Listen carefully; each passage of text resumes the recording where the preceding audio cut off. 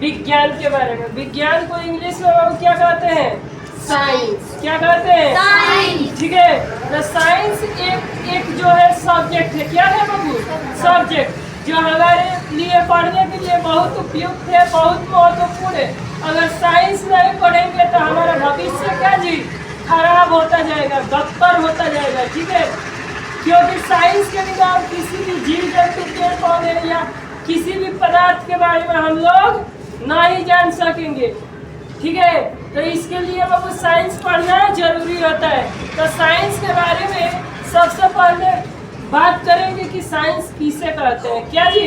Science किसे कहते हैं? तो चलिए इसका आंसर जानते हैं कि शिक्षा की वह माध्यम। ये परिभाषा बाबू सभी लोगों का अलग अलग हो सकता है। मेरा परिभाषा मेरे अनुसार बाबू सबसे आसान होना चाहिए। ठीक है, इसीलिए बाबू आप बोलचाल की भाषा में ये परिभाषा लिखा गया है।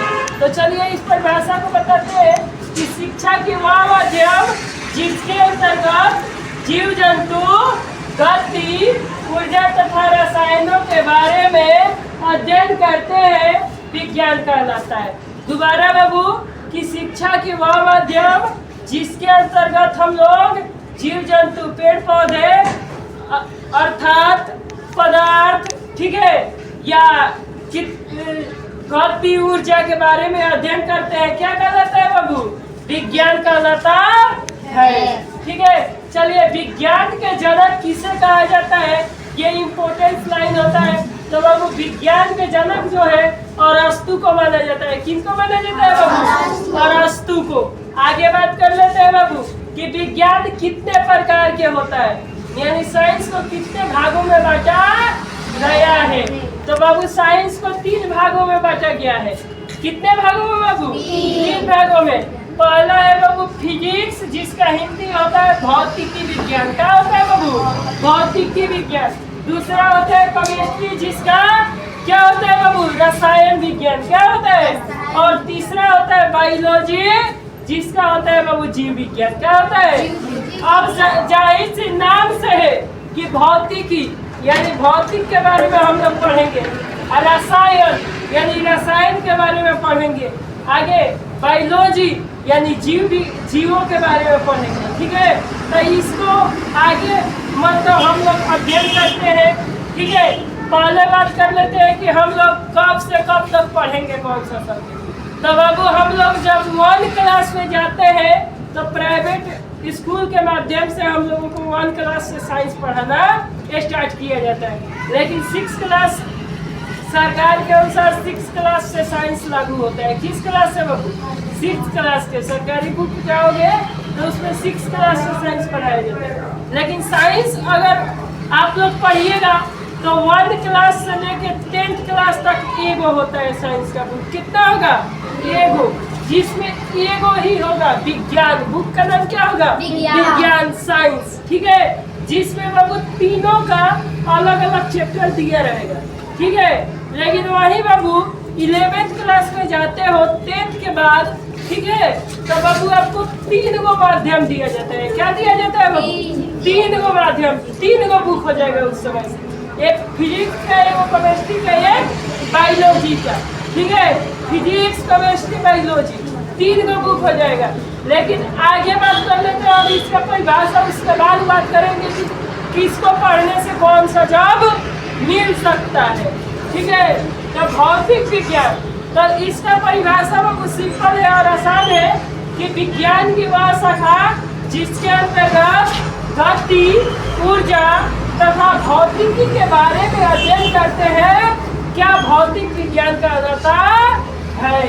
इसका जनक न्यूटन को माना जाता है। क्या जी? न्यूटन को।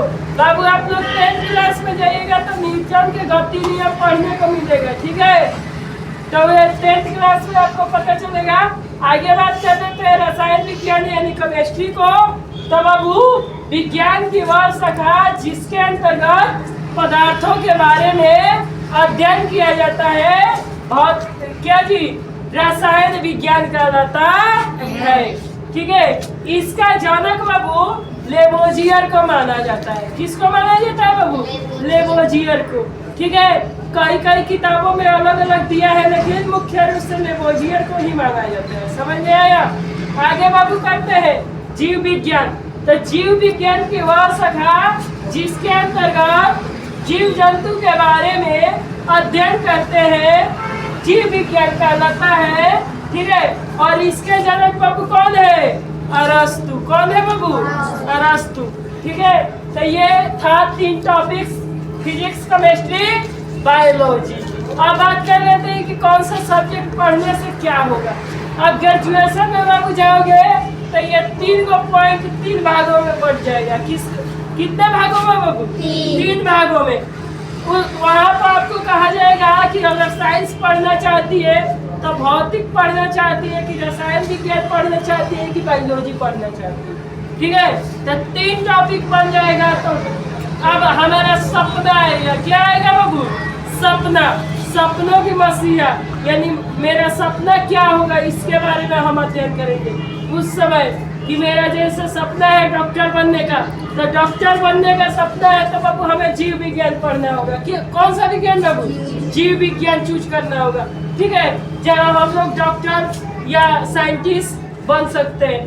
केमिस्ट्री पढ़ना है, यानी हमें किसी भी मैकेनिक के में जाना है, जैसे दवा बनाना है या फैक्ट्री में। ठीक है, तो यहाँ पर हमें रासायनिक विज्ञान का अध्ययन करना होगा। ठीक है, रसायन विज्ञान अगर हम पढ़ते हैं ध्यानपूर्वक तो हम अपने जीवन में वैज्ञानिक बनकर कुछ खोज कर सकते हैं। क्या कर सकते हैं बाबू? खोज कर सकते हैं। हालांकि ये तीनों में हमारा क्या जी, ये ऑप्शन रहता है कि हम वैज्ञानिक बन सकते हैं अच्छी पढ़ाई करके। नेक्स्ट होता है भौतिक विज्ञान।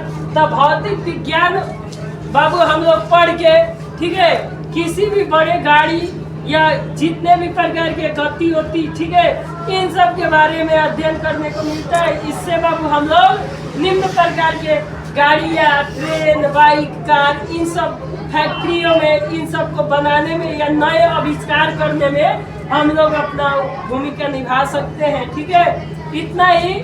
मिलते हैं नेक्स्ट वीडियो में।